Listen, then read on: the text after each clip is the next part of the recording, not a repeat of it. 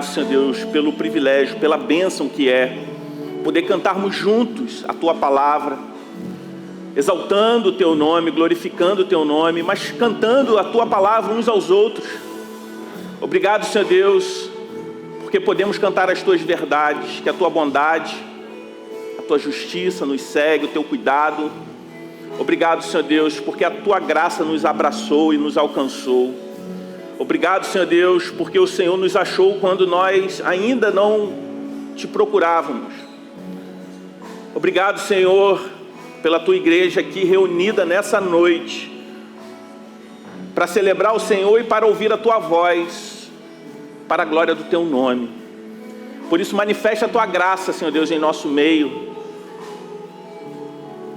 que possamos Te ver ainda mais a partir da revelação na Tua palavra. Obrigado, Senhor Deus, porque éramos cegos e agora podemos Te ver. Obrigado, Senhor Deus, porque o Senhor fala conosco através da Tua palavra. Por isso, tira, Senhor Deus, de nós qualquer coisa nesse momento que venha a atrapalhar a nossa atenção em ouvir aquilo que o Senhor quer falar com a Tua igreja. Obrigado, Senhor, pela Sua bendita palavra, Senhor Deus. Isso é um tesouro para nós. Obrigado, Senhor Deus, porque nós podemos nos alimentar da Tua palavra nessa noite. Então fala com a Tua igreja nesse momento, no nome de Jesus. Que eu possa ser um instrumento para que a Tua palavra chegue aos corações dos meus irmãos aqui. No nome de Jesus. Amém. Você pode se assentar.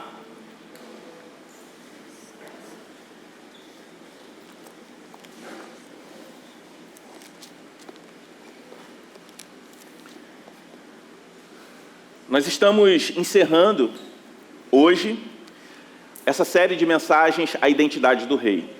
Aí se você está acompanhando, você vai pensar assim, mas o Evangelho de Marcos ainda está no capítulo 9, ele ainda não acabou.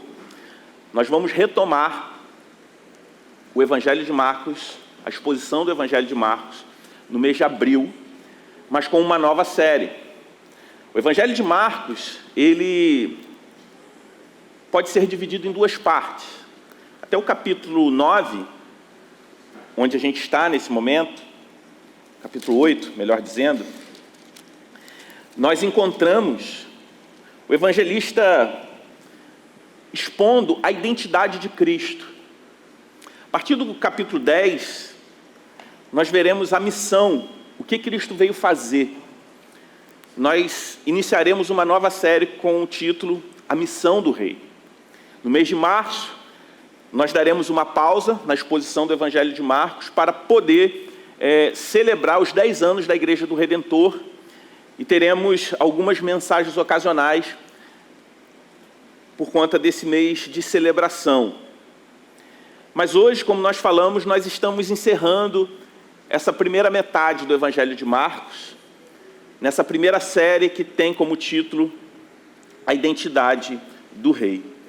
Queria convidar você a abrir a sua Bíblia no capítulo 8 do Evangelho de Marcos. A partir do versículo 27, nós leremos até o 38. Se você não tem a sua Bíblia aí, e não tem ninguém ao seu lado que possa compartilhar contigo, o texto ele também vai ser projetado na mesma versão em que eu vou ler, a versão que nós usamos oficialmente aqui na igreja, que é a Nova Almeida Atualizada. Marcos 8, a partir do versículo 27. A palavra de Deus diz assim: Então Jesus e os seus discípulos foram para as aldeias de Cesareia de Filipe. No caminho perguntou-lhes: Quem os outros dizem que eu sou? Os discípulos responderam: Uns dizem que é João Batista, outros dizem que é Elias, e ainda outros dizem que é um dos profetas. Então Jesus perguntou: E vocês? Quem dizem que eu sou? Respondendo Pedro, lhe disse: O Senhor é o Cristo. Então Jesus os advertiu de que ninguém dissesse tal coisa a seu respeito. Então Jesus começou a ensinar-lhes que era necessário que o Filho do Homem sofresse muitas coisas, fosse rejeitado pelos anciãos, pelos principais sacerdotes e pelos escribas, fosse morto e que depois de 3 dias ressuscitasse. E isto ele expunha claramente. Então Pedro, chamando-o à parte, começou a repreendê-lo. Mas Jesus, voltando-se e vendo os seus discípulos, repreendeu Pedro e disse: saia da minha frente, Satanás, porque você não leva em consideração as coisas de Deus, e sim as dos homens. Então, convocando a multidão e juntamente os seus discípulos, lhes disse: se alguém quer vir após mim, negue a si mesmo, tome a sua cruz e siga-me. Pois quem quiser salvar a sua vida, a perderá. E quem perder a vida por minha causa e por causa do Evangelho, esse a salvará. De que adianta uma pessoa ganhar o mundo inteiro e perder a sua alma? Que daria uma pessoa em troca da sua alma? Pois quem nessa geração adúltera e pecadora se envergonhar de mim e das minhas palavras, também o Filho do Homem se envergonhará dele, quando vier na glória do seu Pai com os santos anjos. Essa é a palavra de Deus para nós. Então eu começo te perguntando: quem é Jesus para você? Nós vemos aqui o Senhor Jesus, ele perguntando aos seus discípulos: quem as pessoas dizem que eu sou? Depois ele pergunta: e vocês? Qual é a opinião de vocês a meu respeito? Quem eu sou? E eu perguntar para você quem é Jesus para você, pode parecer uma pergunta um pouco óbvia, mas infelizmente essa pergunta traz respostas distintas, traz respostas variadas. E essas respostas variadas, elas ocorrem por conta de imagens distorcidas a respeito de Jesus. Imagens a partir de lentes que as pessoas tentam enxergar a Cristo ao longo da história. Existe a figura do Jesus da crítica histórica, o Jesus do iluminismo racional, o Jesus do feminismo, da representatividade identitária, das teorias racistas ou arianas. Existe nos Estados Unidos da América uma figura do Jesus seminar, que é a ideia da compreensão de Jesus apenas a partir dos elementos históricos, ignorando totalmente a sua natureza divina. Além dos vários modelos sociológicos da nossa época que tentam definir a pessoa de Cristo. Para uns, Jesus é o grande pregador moral. Para outros, o grande reformador social. Tem aqueles que acreditam que Jesus é o grande reformador do judaísmo. Mas para muitos, Jesus também ele se torna uma construção de alguém que nunca vai intrigar os seus confortos. Pelo contrário, é alguém que serve exclusivamente para lhe proporcionar conforto. É um Jesus que sempre cabe nos seus desejos e que é perfeitamente representado em suas ideologias humanas. É um Jesus que ajuda a conquistar os sonhos individuais, ou pelo menos não atrapalhe nesse processo. É o Jesus psicólogo, é o Jesus o grande empreendedor, exemplo a ser seguido para se alcançar o sucesso. É o Jesus de esquerda, é o Jesus de direita. Vocês já perceberam que tem muitas pessoas que advogam em muitas dessas causas e tentam usar Jesus como um canal de persuasão para legitimar os projetos individuais? Qualquer leitura honesta das Escrituras revelará que Jesus não é esse idealizado no coração dos homens. Como eu disse, hoje a gente está encerrando essa série sobre a identidade do Rei. Porque conhecer a identidade de Cristo é fundamental para crescermos no conhecimento de Cristo a cada dia, para que a gente possa responder algumas perguntas. Quem Cristo é, o que Ele veio fazer e o que Ele espera de você. Por isso eu gostaria de começar refletindo sobre a primeira e inevitável pergunta. Quem Cristo é? Nos versículos 27 a 30, nós vemos o Senhor Jesus indagando os discípulos a respeito disso, quando ele diz: Então Jesus e os seus discípulos foram para as aldeias de Cesareia de Filipe. No caminho, perguntou-lhes: Quem os outros dizem que eu sou? Os discípulos responderam: Uns dizem que é João Batista, outros dizem que é Elias, e ainda outros dizem que é um dos profetas. Então Jesus perguntou: E vocês? Quem dizem que eu sou? Respondendo, Pedro lhe disse: O Senhor é o Cristo. Então Jesus os advertiu de que ninguém dissesse tal coisa a seu respeito. Nós vemos aqui Jesus levando os discípulos para um tempo de instrução particular em Cesareia de Filipe. Um local improvável para a primeira proclamação humana de Jesus como Messias. Sim, essa foi a primeira proclamação humana de Jesus como Messias. Quando Pedro reconhece Jesus como o Cristo.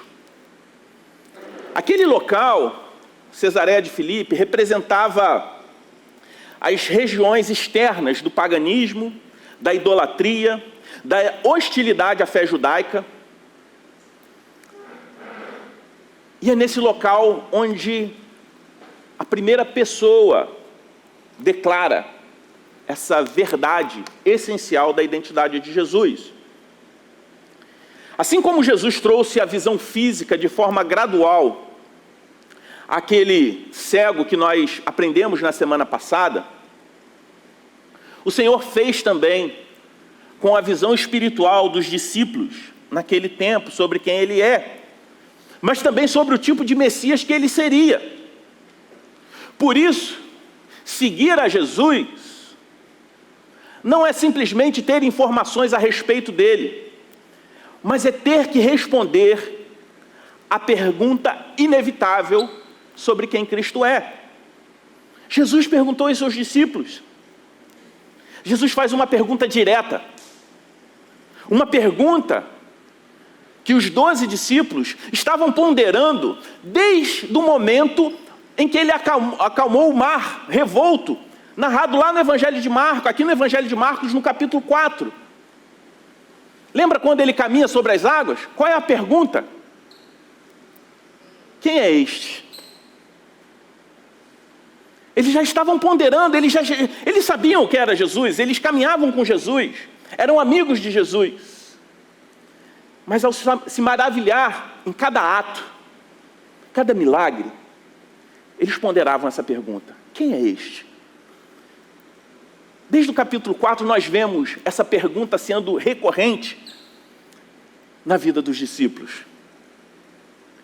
E é interessante que desde esse episódio, os discípulos eles respondem essa pergunta a partir de opiniões populares da época. Alguns concordaram com a opinião de Herodes de Antipas, que falou que Jesus era uma espécie de reencarnação de João Batista. Outros fizeram a afirmação simples que ele era mais um dos profetas. Outros falavam que ele era Elias. Porque a pergunta estava no coração e na mente daqueles homens. E automaticamente eles concordavam com as opiniões populares. Era o que circulava, como nós vemos aqui, na resposta dos discípulos, quando Jesus pergunta: quem eu sou? O que as pessoas dizem que eu sou? Nesse momento, todos os discípulos fizeram afirmações favoráveis, afirmações positivas a respeito de Jesus. Assim como muitos hoje afirmam que Jesus foi o grande professor moral da história, o espírito mais evoluído que já existiu, como algumas religiões acreditam, o grande exemplo a ser seguido por todos, a maior expressão de caridade, de bondade. Nos dias de hoje também existem afirmações positivas, afirmações favoráveis a respeito de Jesus, assim como naquela época.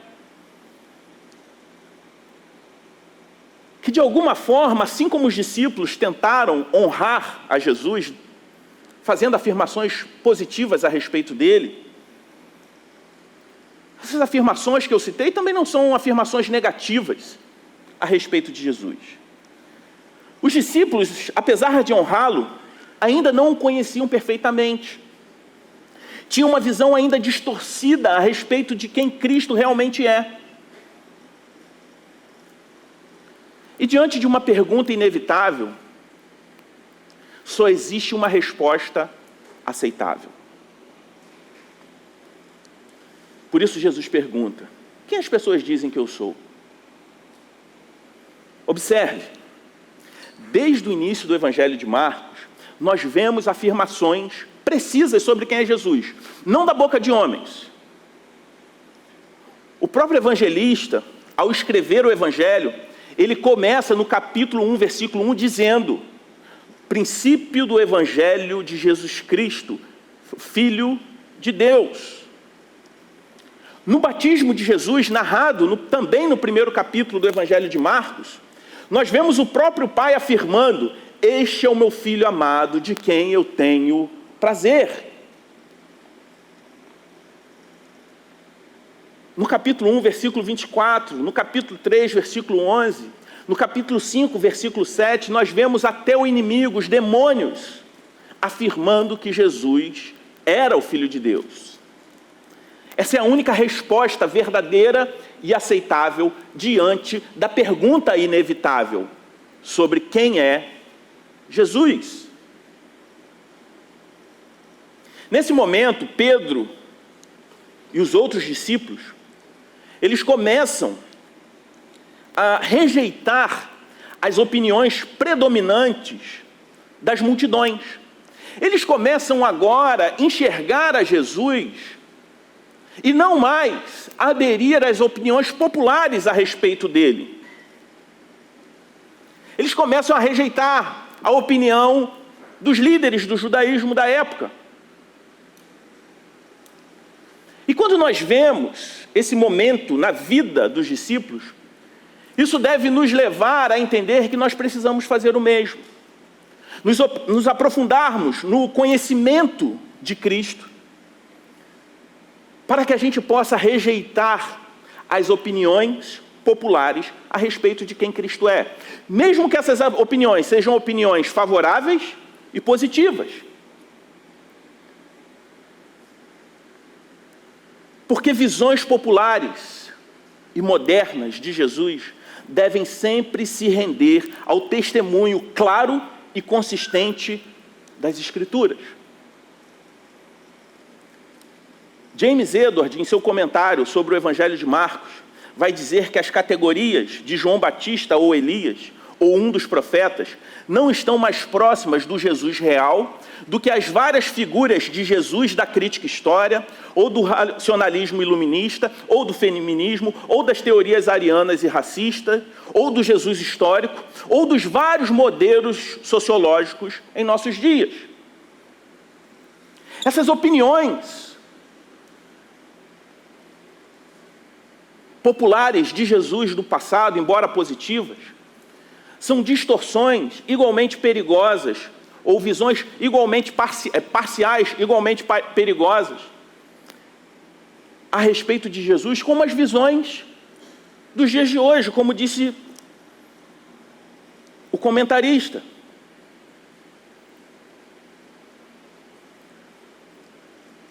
A palavra de Deus no Evangelho de Marcos, no capítulo 9, é um encorajamento para resistirmos às tendências, a permanecermos na palavra contra os ataques defeituosos a respeito da imagem, da identidade de Jesus. Por isso, eu e você precisamos pessoalmente, publicamente e com convicção declarar a nossa lealdade a Jesus, proclamando que Ele é o Filho de Deus, o Messias, o único Salvador do mundo. Ao confessar isso, devemos ser levados a uma consequência prática: afirmar os caminhos do Senhor e não os nossos. Por isso, quando respondemos corretamente a primeira pergunta, que é quem Cristo é, somos levados a responder uma segunda pergunta: o que Cristo veio fazer? Confessar Cristo pessoalmente deve revelar o tipo de Salvador que nós de fato temos: um Messias sofredor. A primeira metade do Evangelho de Marcos se concentra em dizer quem Cristo é: o rei que chegou. Na segunda metade, o que o rei veio fazer. Nós estamos exatamente no texto de transição de uma parte para outra. Nós estamos diante da transição que o evangelista faz entre a identidade e a missão do rei. E ela acontece na declaração de Pedro. Mas é interessante porque é um momento controverso. E eu queria ler novamente com vocês os versículos 31 a 33, que diz assim: então Jesus começou a ensinar-lhes que era necessário que o Filho do Homem sofresse muitas coisas, fosse rejeitado pelos anciãos, pelos principais sacerdotes e pelos escribas, fosse morto e que depois de 3 dias ressuscitasse. E isso ele expunha claramente. Então Pedro, chamando-o à parte, começou a repreendê-lo. Mas Jesus, voltando-se e vendo os seus discípulos, repreendeu Pedro e disse: saia da minha frente, Satanás, porque você não leva em consideração as coisas de Deus, e sim as dos homens. Estamos na transição entre quem Jesus é e o que ele veio fazer. E Jesus explica o quê? Claramente o que ele veio fazer.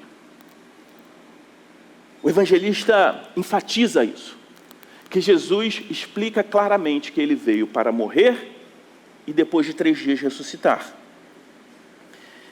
Vemos a transição entre a identidade do rei e a sua missão.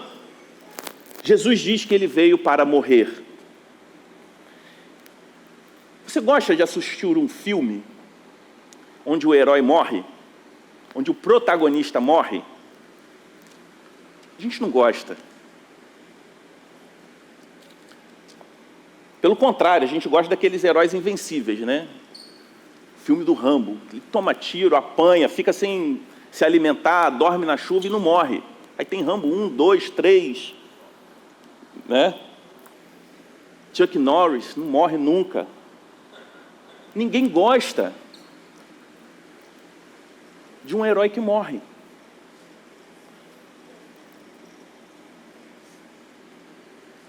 Um rei que morre não é o que humanamente eu e você desejamos. Não é um rei que eu e você esperamos. Mas nós precisamos entender que um rei que morre é o que eu e você desesperadamente precisamos. Jesus deixou explícito para os discípulos o que ele veio fazer, apontando para nós a realidade que os caminhos do Senhor não são fáceis, mas eles são claros. Por isso, logo após essa afirmação, nós vemos Pedro repreendendo o Senhor. Mas como assim, Senhor? Você vai morrer, vai ser rejeitado pelos anciãos, vai ser rejeitado por um monte de gente, ainda vão te matar.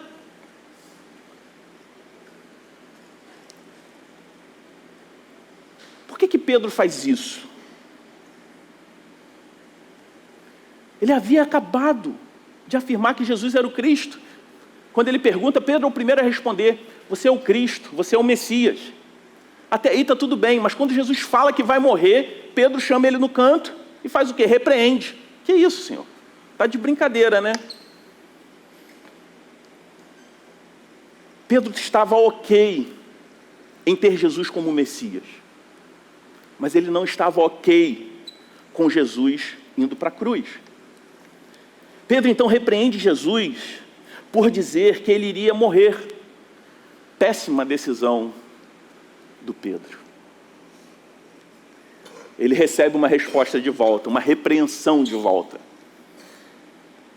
E ele é tratado por Jesus como um endemoniado. Aí talvez você esteja se perguntando, mas precisava isso tudo?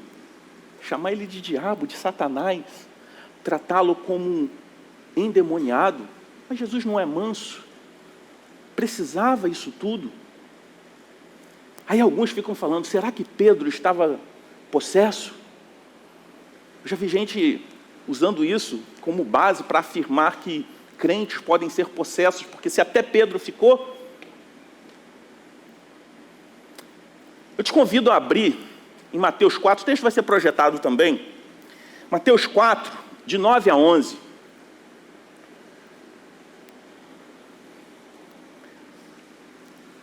Um trecho da tentação de Jesus no deserto. Quando nós lemos assim, disse, isso quem falou foi Satanás, tudo isso lhe darei se prostrado você me adorar. Então Jesus lhe ordenou, vá embora, Satanás, porque está escrito, adore o Senhor, seu Deus, e preste culto somente a Ele. Com isso o diabo deixou Jesus, e eis que vieram anjos e o serviram. Qual é a relação entre esses dois momentos? Assim como Satanás no deserto, Pedro oferece a Jesus a coroa sem cruz.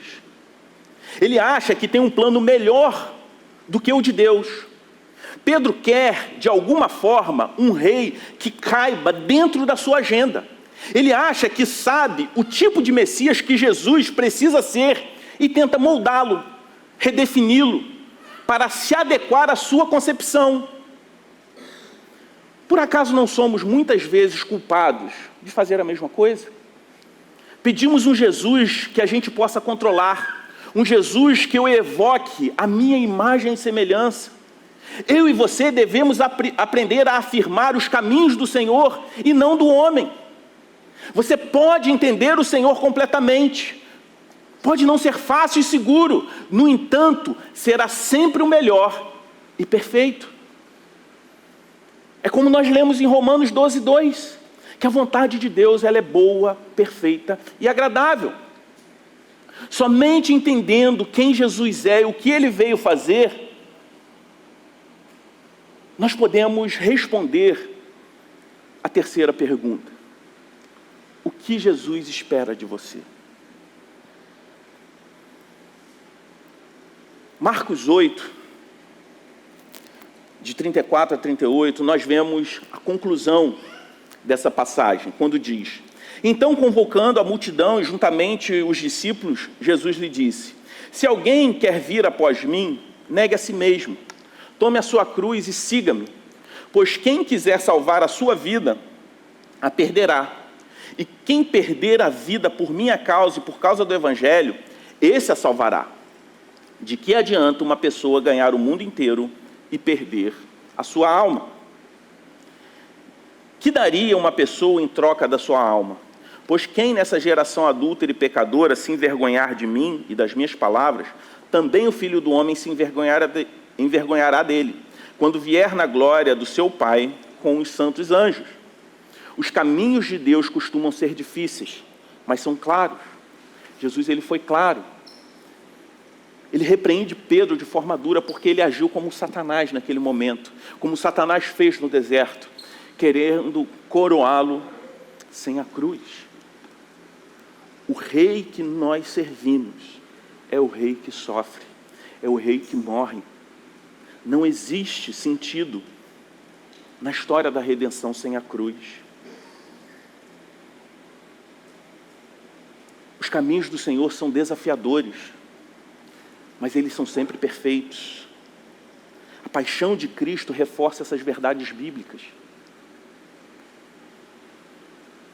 Nos deixa confiantes que a vontade de Deus ela é sempre perfeita. Mesmo quando essa vontade não é segura. Nós precisamos abraçar o chamado. Precisamos abraçar o chamado de Jesus para morrer, para que outros possam viver. Conforme Agostinho de Hipona afirmou, Senhor, é duro te seguir, mas é impossível te deixar. Jesus está falando sobre isso, que por mais desafiadora que seja, a vontade dele é ser sempre perfeita. Por isso, no versículo 34, nós vemos um convite do Senhor para a morte da vida egocêntrica. Enquanto muitos buscam uma vida sensacional, uma vida extraordinária, Jesus aqui ele expõe a vida cristã normal. Os fundamentos do discipulado, que infelizmente nos dias de hoje parecem como uma vida cristã radical. Porque a vontade de Deus para a vida normal, aos olhos do coração humano pecador, de um sistema de valores sem Deus, soa como algo completamente radical. E ser discípulo de Jesus requer 3 coisas essenciais, como Jesus fala. Primeiro, negue a si mesmo. Abra mão do direito à autodeterminação. Viva como Cristo viveu. Valorize mais Jesus do que a você mesmo. Seus confortos, suas aspirações. Mate o ídolo do eu. Diga não a você e diga sim a Jesus.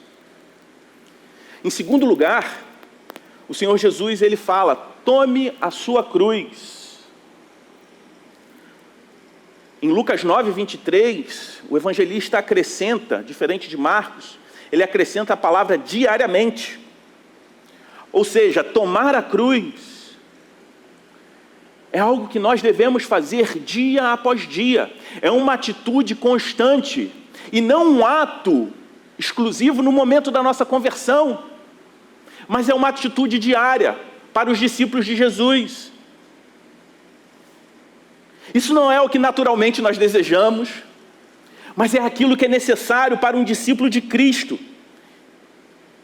É uma morte lenta e dolorosa. Aí você pode estar pensando assim: então Jesus quer penitência da gente, Ele quer um sacrifício da gente, Ele quer que a gente se martirize por Ele.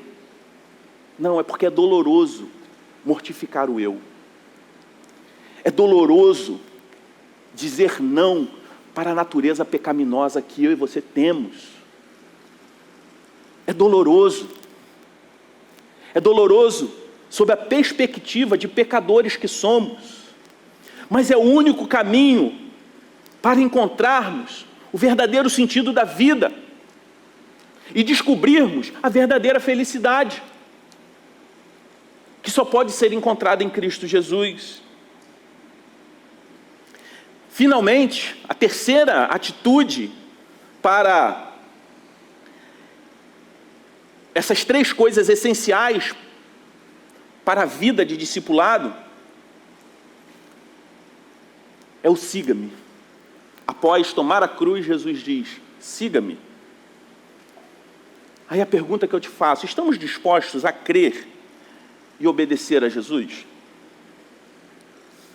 Humanamente, será muito radical, nada confortável, porque envolve a morte dessa vida egocêntrica que eu e você temos naturalmente. Mas ela é necessária.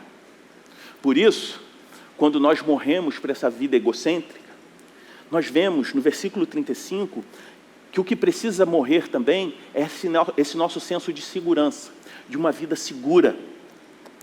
Se você salvar ou valorizar a sua vida acima de tudo, você vai perder. É isso que Jesus está falando.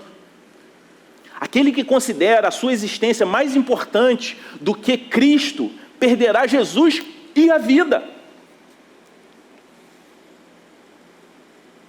Em contraste, aquele que dá a sua vida por Jesus e pelo Evangelho, na verdade, está se salvando. Seguir a Jesus envolve arriscar tudo. Segurança, satisfação nesse mundo. Mas a grande beleza do Evangelho é que o Senhor nos promete que isso nos leva a uma recompensa que esse mundo nunca vai poder nos oferecer. Nós sacrificamos tudo que o mundo pode dar, que são contrários, que é contrário à vontade de Deus, à palavra de Deus, que a nossa carne deseja, e temos como recompensa algo muito maior e muito melhor, que só Deus pode dar. Obedecer a Jesus é assim. É trocar algo que nos traz, sim, alguma satisfação nesse mundo, por algo que é muito melhor. Às vezes a gente pensa que o Evangelho é somente renúncia. Nós precisamos nos deleitar naquilo que Deus está oferecendo para nós, nos deleitar, nos alegrar na vontade de Deus para nós, naquilo que Deus oferece para nós. Enquanto nosso coração pecaminoso tenta nos iludir que o que a nossa carne deseja é bom, mas que nós precisamos rejeitar simplesmente porque Deus proíbe, como se Deus fosse alguém que existe simplesmente para estragar os nossos prazeres, nós precisamos entender que nós estamos trocando algo por outra coisa muito melhor. A vontade de Deus para a sua vida, para o seu casamento, para a sua vida, a sociedade, da forma como você se relaciona com dinheiro, com trabalho, com a sua sexualidade. O que Deus oferece, a despeito do que o mundo está te oferecendo, é muito melhor. Existe uma vida que vale a pena, e é a vida para a glória de Deus e do Evangelho. É isso que Jesus está falando, é isso que significa seguir a Jesus, é morrer para si mesmo, para que outros também possam viver. Não é seguro. Em algum momento pode te custar algo que humanamente é muito valioso. Essa é a vida cristã normal, que aos olhos humanos pode parecer até mesmo radical, mas é o ordinário que Deus espera de nós. Em contraste com a vida extraordinária que muitos vivem em busca, mas que em algum momento vão ficar cansados e frustrados, porque a verdadeira vida em abundante só pode ser encontrada em Cristo. Nos versículos 36 a 38, Jesus fala também que tomar sua cruz e seguir a Ele significa a morte do egoísmo. Sua vida é liberta para viver a vida cristã, normal ou radical, dependendo do ponto de vista, quando você vê a morte como recompensa. Quando você pode dizer, como o apóstolo Paulo fala lá em Filipenses 1:21, para mim viver é Cristo e morrer é lucro. Jesus pergunta para os discípulos nesse momento, o que adianta o homem ganhar o mundo inteiro e perder a sua vida? A resposta dos discípulos é o quê? Nada. Aí ele pergunta, o que o homem pode dar em troca da sua vida? O que é a resposta dos discípulos? Nada. Então Jesus diz, se você está se envergonhando de mim, e se envergonhando do preço que eu paguei por você, o Senhor ele aqui não estava se referindo a pequenos lapsos, que talvez você já tenha dado, lapsos de coragem, quando você não compartilha a sua fé, quando deveria, em algum momento. Mas Jesus está falando de um estado firme de seu coração em relação a Ele. Ele fala, se você não se alegra em mim, se você não reconhece o que eu fiz por você, se você não quer valorizar mais a mim do que a sua própria reputação, então, assim que eu vou ver você quando chegar o grande dia, eu também terei vergonha de você. E você se juntará àquelas outras pessoas que também me consideram um grande embaraço. É isso que Deus espera de nós. Que a gente reconheça quem Ele é. Entenda o que Ele veio fazer. E que a gente responda ao que Ele fez por nós. Essa é a vida do discípulo de Jesus. Dietrich Bonhoeffer, um pastor que ficou conhecido pelo seu trabalho no período do nazismo, ele tem um livro muito legal, muito bom, chamado Discipulado. E eu queria concluir citando um trecho desse livro, quando ele diz: a cruz é colocada sobre cada cristão. O primeiro sofrimento de Cristo que todo homem deve experimentar é o chamado de abandonar os apegos desse mundo. É aquela morte do velho homem que resulta do seu encontro com Cristo. Ao embarcarmos no discipulado, nos entregamos a Cristo em união com sua morte. Entregamos nossas vidas à morte. Assim começa. A cruz não é um fim terrível para uma vida feliz e temente a Deus, mas ela nos encontra no início de nossa comunhão com Cristo. Quando Cristo chama um homem, Ele convida a vir e morrer. Mas é sempre a mesma morte. Morte em Jesus Cristo, que é a morte do velho homem. A convocação de Jesus ao jovem rico o chamava para morrer, porque somente o homem que está morto para a sua própria vontade pode seguir a Cristo. De fato, todo mandamento de Jesus é um chamado para morrer, com todas as nossas aflições e desejos. Mas nós não queremos morrer, e, portanto, Jesus Cristo e seu chamado são necessariamente nossa morte, assim como nossa vida. O chamado ao discipulado, o batismo em nome de Jesus Cristo, significa tanto a morte quanto a vida. Todos nós precisamos aprender a morrer com Cristo e por Cristo pelo Evangelho, para que os outros que estão à nossa volta possam viver verdadeiramente. O Senhor nos chama a morrer para nos tornarmos embaixadores dessa mensagem. O Senhor nos chama não para o martírio, mas para a morte de uma natureza caída, porque só assim poderemos experimentar uma nova vida, porque só assim poderemos ser libertos da idolatria e da escravidão do pecado. A boa notícia é que a pior morte de todas não está reservada a nós. Foi a morte que Jesus Cristo enfrentou na cruz.